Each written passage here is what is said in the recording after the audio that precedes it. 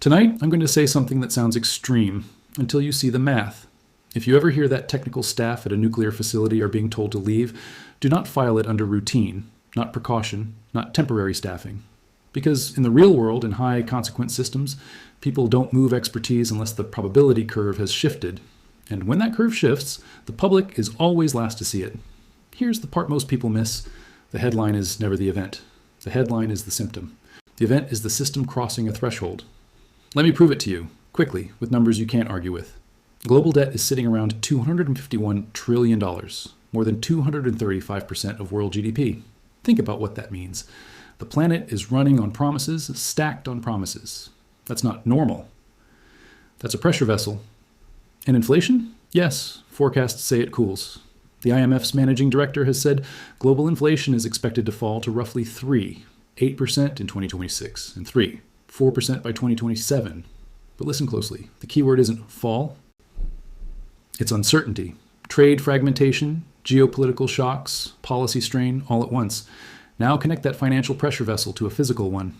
In late January 2026, reporting said Russia was prepared to evacuate staff from Iran's Bushehr nuclear power plant if necessary amid rising tensions.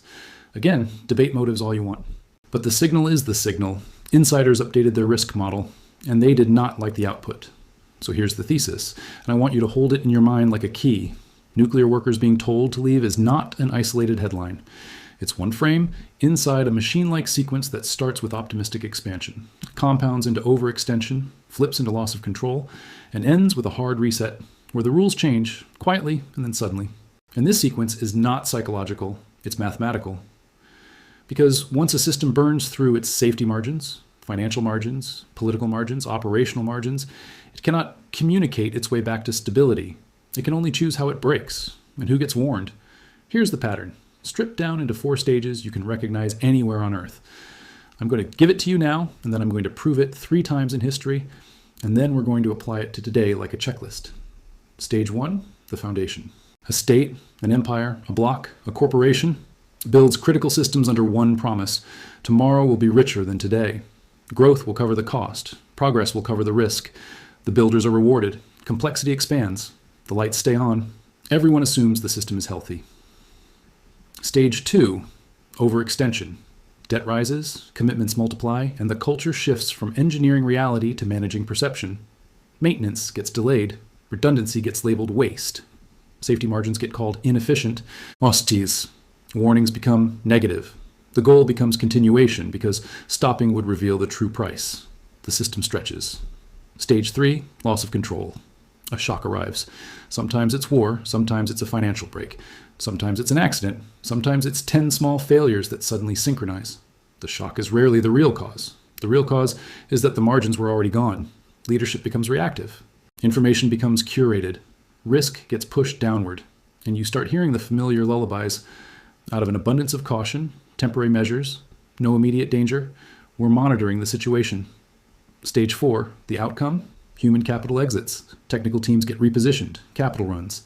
Supply chains fracture. And the system hardens into a new order, usually more centralized, more controlled, and more expensive. This is where the public thinks the crisis begins. But insiders know this is the end of the cycle because the system has already admitted it can't guarantee continuity. Now you might be thinking, okay, sounds dramatic. Where's the proof? Good, let's earn it. First proof, Germany after World War I, 1919 to 1923. Foundation, Germany enters the 20th century as an industrial powerhouse. Rail, heavy industry, chemicals, engineering talent. Then the war ends. The Treaty of Versailles imposes reparations and constraints that crush the state's balance sheet and legitimacy. But leadership believes the industrial base is real. The people are capable and normalcy will return. That belief is the foundation. Productive capacity will automatically translate into solvency, even when politics is broken and obligations are heavy. Overextension, political instability, social demands, and external payments collide. The state tries to fund reconstruction and obligations while production is disrupted. Instead of restructuring early, it uses the currency as a pressure valve. Print to bridge the gap. Borrow calm from the future. Loss of control. 1923, the Ruhr occupation.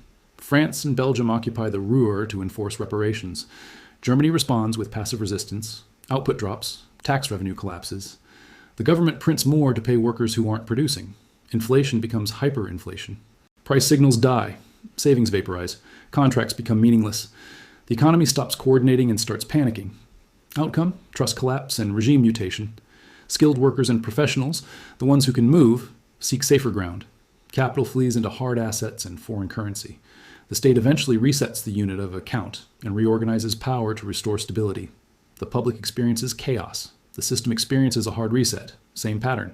Foundation: overextension, loss of control. Outcome: second proof: the monetary regime shift beginning in 1971. Foundation: after World War II, Bretton Woods stabilizes trade. Currencies pegged to the dollar, dollar linked to gold. U.S. provides liquidity and security. The promise is an anchor. The world builds factories, ports, shipping lanes, energy infrastructure on the assumption that the anchor holds. Overextension: U.S. deficits expand. War spending, domestic programs, costs of global influence. Dollars accumulate abroad. Foreign central banks hold claims that can, in theory, be converted to gold. Liabilities grow faster than backing. It works only as long as confidence works. Loss of control. It's 1871, the Nixon shock. Gold convertibility is suspended. The anchor breaks. Then energy shocks hit in 1973 and 1979. Inflation rises as growth slows. Stagflation, the nightmare scenario, arrives. And the revelation becomes obvious. Once the anchor is gone, stability is no longer a metal problem. It's a credibility problem, a political problem. Outcome: early 1980s, aggressive rate hikes crush inflation through pain, but the deeper outcome is structural. The world shifts into a permanently credit-based, confidence-managed system where refinancing becomes oxygen. The cycle doesn't end. It becomes a machine that can run until overextension returns. Same pattern again. Third proof: 2008 and the aftershocks. Foundation: decades of credit expansion. Mortgages become mass-produced products. Securitization spreads risk, or the appearance of it. Derivatives multiply. Institutions talk as if volatility has been engineered away. The belief is that liquidity will always be there if needed. Overextension: debt expands faster than productivity. Household leverage rises. Bank leverage rises. Shadow banking grows. Risk is sliced and repackaged so deeply that no participant sees the whole structure. And because no one sees the whole structure, everyone assumes someone else must be managing it. Loss of control, housing prices turn, defaults rise. Safe assets aren't safe because their value depends on continuous refinancing and trust. Interbank markets freeze. Institutions fail or require rescue. The system learns in real time. Liquidity isn't a substance. It's an agreement. When the agreement breaks, the machine stops. Outcome: bailouts, emergency lending, quantitative easing. The system survives, but it mutates. Intervention becomes normal. Asset inflation becomes a side effect. Inequality widens. Social trust erodes. And in the Eurozone, sovereign debt stress reveals the same pattern at state scale. High obligations, limited flexibility, and external conditionality producing political fracture. Three proofs. One mechanism. Now we apply it to the present with the coldness of a checklist. And this is where retention dies in most videos, because creators go abstract. We're not doing that. We're going concrete. Foundation. In 2026, the world is built on layered promises: sovereign debt, corporate debt, household debt, and interlocking logistics that require constant coordination. The IMF itself highlights persistent uncertainty as coordination gets harder under fragmentation and fiscal pressures. This is not a stable base, it's a tightrope. And on top of that financial tightrope, we've built physical systems that are unforgiving: grids, ports, refineries, telecom, data centers, and nuclear facilities. Nuclear sites are not just another industry, they are continuity machines. They assume trained staff, stable supply chains, disciplined command structures, reliable communications, predictable emergency response, and political incentives aligned with safety. Overextension in 2026, global debt at $1,251 trillion, above 235% of world GDP, tells you the system is sensitive to shocks because refinancing is continuous. Any disruption changes interest costs, fiscal pressure, and political stability. Check. Overextension also means we've optimized for efficiency, not resilience. Lean supply chains, low inventories, deferred maintenance. Redundancy treated as excess. And then we paste on a fantasy: technology will cover the gap. But technology often increases interdependence. It connects everything, so one break travels. Now loss of control. This is where the nuclear worker's signal becomes the flare in the night sky. In stable conditions, nuclear staff are not told to leave, period. The entire nuclear enterprise, civil or military, rests on control under stress. So when credible reporting says Russia is prepared to evacuate staff from Iran's Bushehr plant if necessary, it means insiders are modeling discontinuity, conflict spillover, escalation risk, sabotage risk, political breakdown risk, and the probability isn't trivial anymore. Verified. Now let's add the retention move that most scripts forget. I'm going to tell you the ending first, then show you why it happens. So you stay to check the logic. The ending isn't a nuclear accident. The ending is the world hardening into a higher risk equilibrium. More expensive energy, tighter controls, more surveillance, more narrative management, more emergency powers, more policy rigidity, and the public discovers the new rules after they're already in place. Why? Because once continuity confidence drops, three markets react instantly: money, energy, and risk. Money reacts because uncertainty makes lenders demand higher compensation. Higher compensation means higher borrowing costs. Higher borrowing costs mean fiscal stress. Fiscal stress means political stress. Political stress feeds instability. That loop is mechanical. Energy reacts because the Middle East is not just oil, it's shipping lanes, insurance, and geopolitical signaling. If tensions rise, shipping risk premiums rise. If risk premiums rise, input costs rise. If input costs rise, inflation becomes stickier in real life, even if averages look calm on paper. And when inflation is sticky, policy flexibility shrinks. That's how global inflation is falling, can coexist with your expenses keep climbing. Risk reacts because insurers and planners run on probabilities. When insiders move technicians, insurers notice. When insurers notice, premiums change. When premiums change, investment changes. When investment changes, jobs and politics change. So workers told to leave is not a local story. It's an upstream signal that can ripple into downstream costs. Now let's go deeper, because here's the hook you'll remember. Nuclear facilities don't just require staff. They require legitimacy. They require an unbroken chain of responsibility. They require credible governance. They require stable communications and stable command. And the moment that chain looks vulnerable, war, sanctions, unrest, strikes, cyber disruption, nuclear sites become strategic objects. Not because anyone wants catastrophe, but because a high consequence asset changes bargaining power. It creates pressure, it creates leverage, it creates a silent hostage dynamic, even if nobody says the word out loud. That's why evacuation matters. It's not only a safety move, it's a knowledge move, because knowledge is power in complex systems. The people who can operate, repair, improvise, and stabilize under pressure are rare. They are not interchangeable. They are the difference between managed stress and unmanaged cascade. When those people are moved, you are watching operational power relocate, and that produces consequences even if nothing explodes. If expertise is removed or thinned, redundancy drops. Improvisational capacity drops. And in high consequence environments, improvisation is the hidden reserve. When anomalies happen, you need people who have seen edge cases and can diagnose fast. Without them, systems become more brittle. So when technicians leave, the institution is saying, we are not willing to gamble our rare expertise on a scenario we can't fully control. Undeniable. Now we kill the comforting myths, because myths are retention killers too.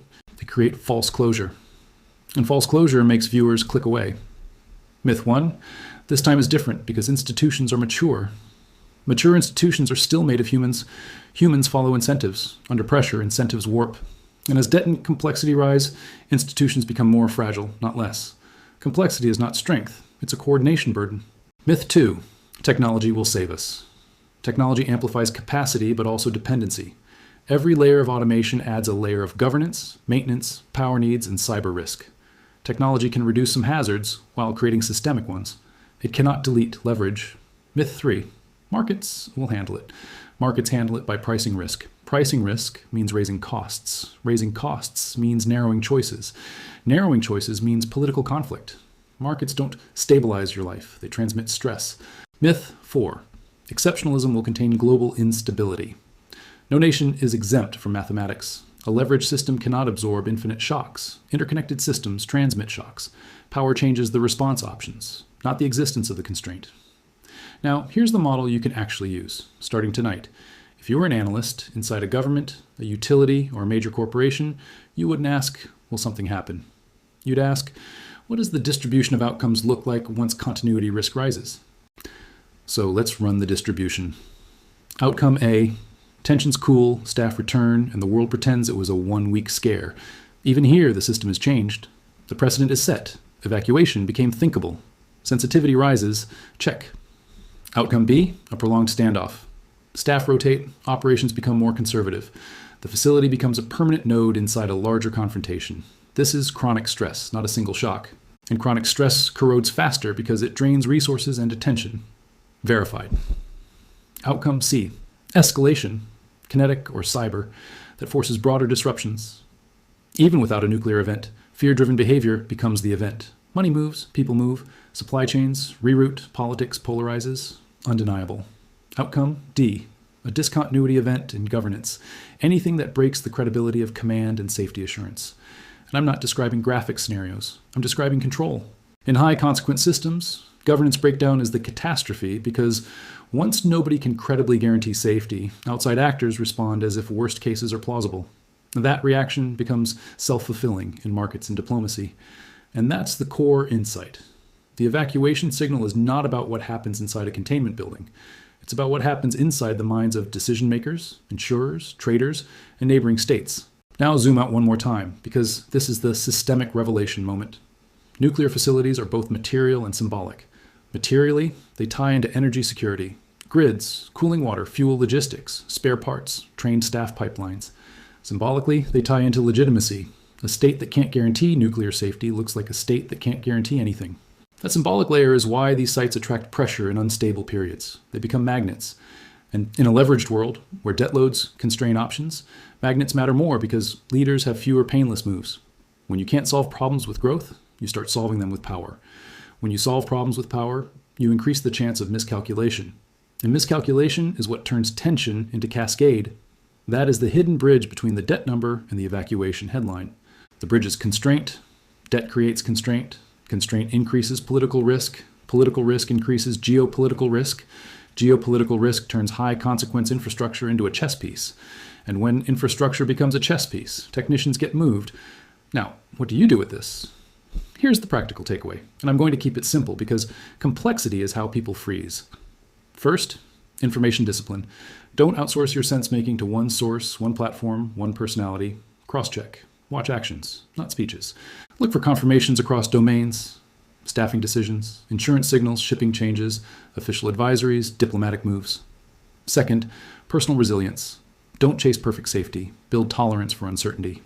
Your routines are a stability asset. Sleep, health, relationships, preparedness, calm decision-making.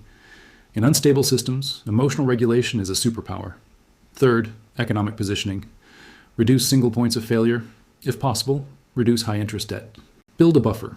Invest in skills that transfer across industries. In late-stage systems, the most valuable asset is not a prediction, it's optionality. Because you don't survive patterns by guessing the exact day the domino falls. You survive patterns by living in a way that makes you harder to crush when it does.